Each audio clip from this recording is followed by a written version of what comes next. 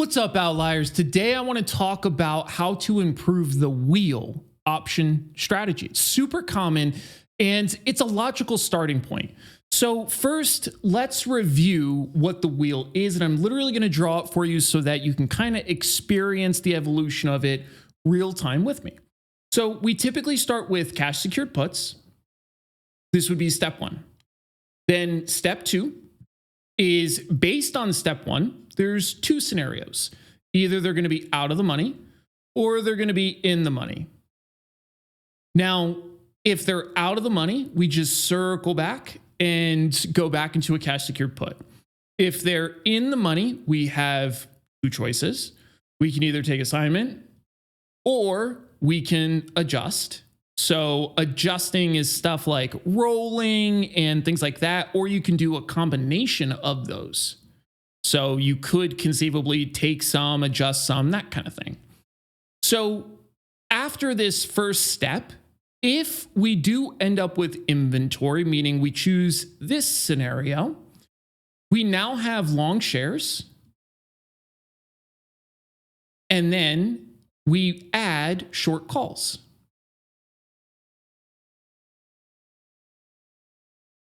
Then this completes the wheel effectively. Then it's just a matter of cycling through these different scenarios.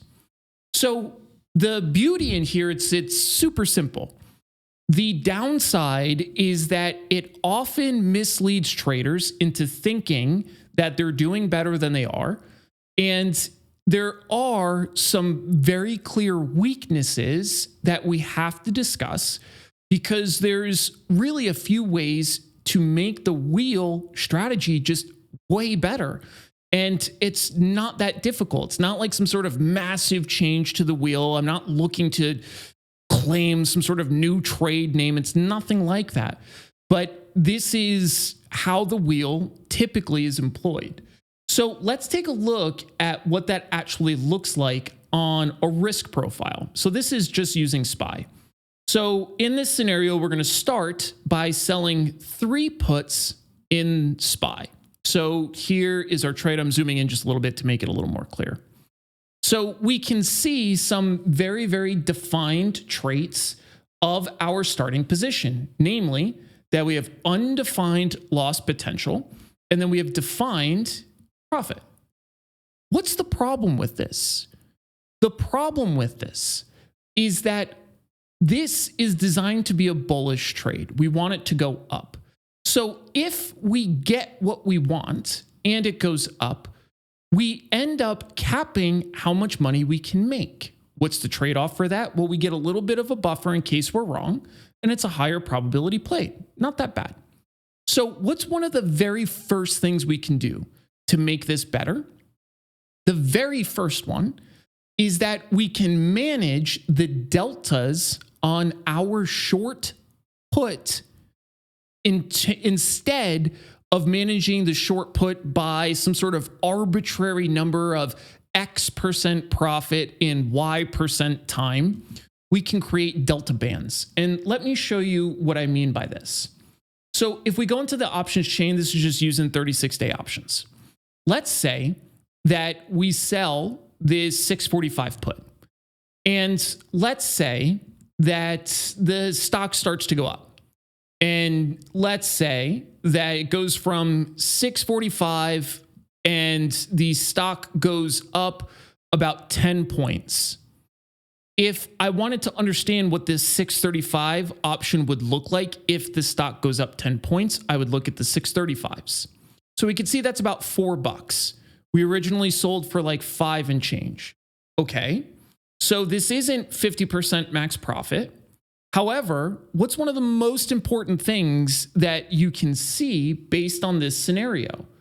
When you're trading stuff like short puts, you begin disadvantaged, because if the stock goes up by $1, your option, your short put to be specific, is only increasing by 30 cents. So you're missing 70 cents that the underlying made. This gets worse as it goes further and further in your direction, meaning the stock is going up. your delta gets lower and lower. And using this surrogate option would be about at a 21 delta. So that means you're getting 21 cents, 9 cents less than what you were getting from the beginning. It's a big change. So rather than using these arbitrary X% profits and Y% time, we can literally just say whenever my option falls below a set delta, let's call it 25, I'm going to move myself back to a 30 delta or whatever my starting delta is. Why do we do this? The reason why we might do this is because if the S&P is going through this rally phase, you make way more money as it's doing this. What's the downside? You're going to continually be closer to the strike. Your strike is going to be continually closer to the spot price. But that goes back into a couple other ways that we can improve the strategy.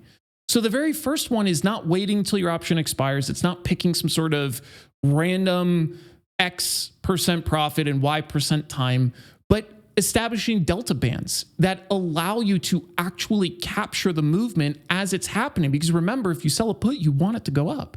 But at some point, each dollar it's going up, you're making 20 cents. You're missing 80 cents of the profit that the underlying is making. This is one of the reasons why systemically covered calls tend to underperform the underlying just buy and hold approach, and they get smashed by dollar cost averaging, and it's for this capping the upside potential. So we have our short put. Let's talk about the scenario where you get assigned. Now we're assigned and we're long shares and short calls. What does this look like? Looks like a short put again, doesn't it? So what's the downside here? The main downside here is the same as before. We still have capped upside profit potential. How do we fix this? Super, super easy. Rather than selling 3 options, so in this case, 3 calls against our 300 shares, instead, maybe we sell 2 or we sell 1. What's the downside? The downside in this is that you collect less premium upfront. What's the benefit? The benefit is if it continues to move up, you make more money. How do we determine what point we need it to go to so that we can make a good decision? Because sometimes selling it at a 1-to-1 can make sense. So there's no reason to guess whether it's the right decision or not. You can literally calculate it. So let's see. Our max profit in this trade is 51.36. So if I move this down to a 2 lot on the calls, I literally just need to see, where do I make 51.50? I make that about here, 685. So I need it to go up less than 5% in order for me to be better selling 2 calls versus 3. So then I can make a logical decision. I don't just default to selling 1-to-1 short calls to long shares. I can make a logical choice, because let's say that we're going through this phase here where things are just ripping and they're super bullish. Maybe I take this down even further and go down to a 1 lot. And then there will be some pushback and say, well, you could just roll the short calls and stuff like that. That's just tying up the money longer and longer, and you still have that roof over your head. It's just slowly moving in the right direction. So this is way more efficient. A lot of people, they get stuck trying to collect more premium, forgetting that the main way that this thing is going to make money is if the stock goes up and you have that underlying appreciation. This leads to my personal favorite strategy called a covered strangle, which is a very, very close cousin to the wheel. What is a covered strangle? It's a very different scenario. The covered strangle in step 1 begins with cash secured puts or long shares or a combo.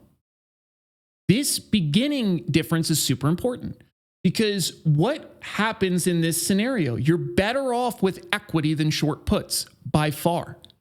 So we can again make a decision.